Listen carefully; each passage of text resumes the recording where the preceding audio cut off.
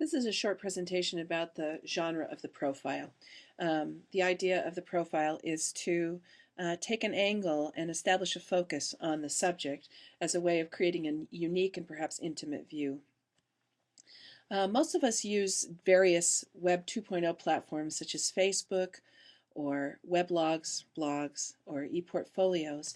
And in those platforms, we often create a profile of ourselves that represents who we are, our own interests, and what we think is important about ourselves as a means of self-representation, but also as a means of connecting with folks who may share our interests and concerns. But profiles are used in a number of ways. One of the things I wanted to point out about profiles is that they're often embedded into other genres. So sometimes in reports, for instance, report writers will use brief profiles as a way of creating a sort of personal interest or focusing attention in a more human way on issues or concerns represented in the report. One of your jobs in writing a profile is to establish that unique view or angle on the subject.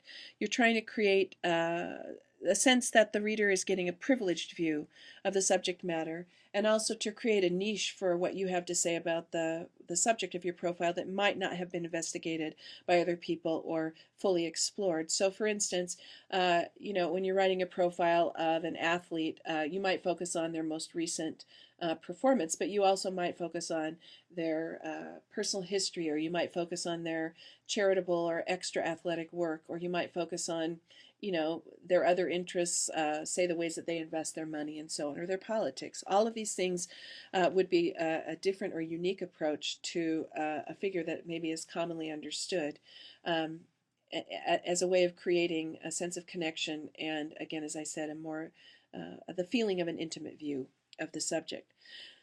Sometimes, though, you're going to be looking at a profile that is not necessarily someone that people know.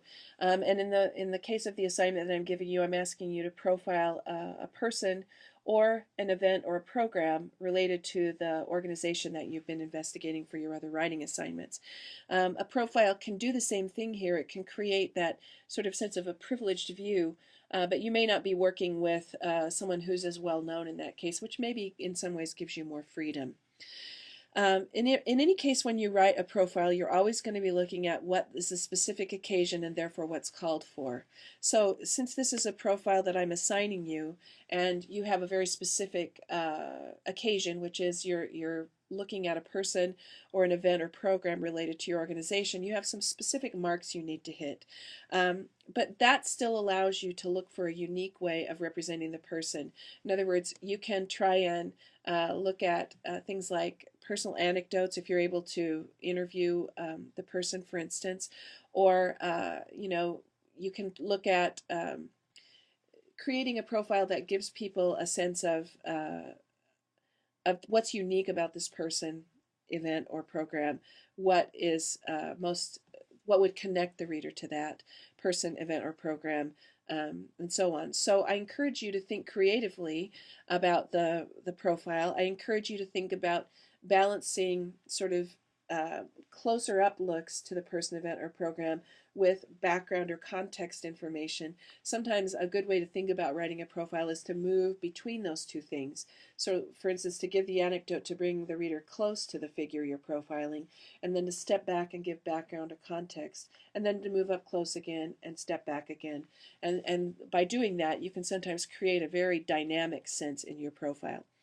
I hope you have fun with this assignment, and I encourage you to think creatively. Read widely in profiles, including celebrity profiles, as a way of looking for strategies for writing an interesting profile that will be engaging to you and to your reader.